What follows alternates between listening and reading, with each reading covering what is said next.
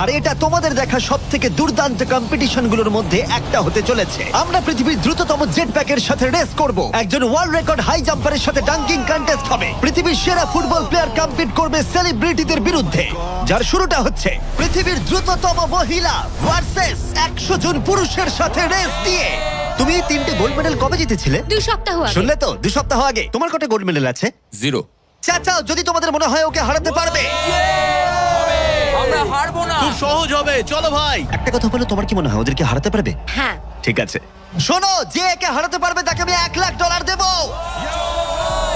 ঠিক আছে, হেরে যেও না জানো, প্লিজ এখন হেরে যেও না। চলো চলো।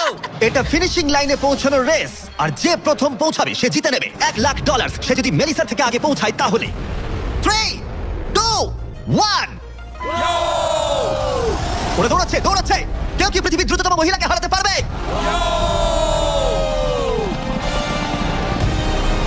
চলো ভাই। ও এগিয়ে যাচ্ছে, ও এগিয়ে গেছে, ও এগিয়ে গেছে, আরে ও এগিয়ে গেছে। ও হাড্ডাহাড্ডি লড়াই। মেলিসা এখন এগিয়ে আছে। দাঁড়াও, 35 ওকে টপকে যাচ্ছে।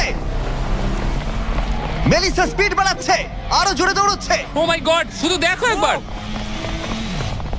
Oh Melissa first. ও মাই গড, তুমি জিতে গেছো। আরে তুমি জিতে গেছো। 35, তুমি কিন্তু ওর থেকে বেশি দূরে ছিলে না। খুব ভালো, আমি তোমাকে দেখেছি, ভালো দৌড়েছো।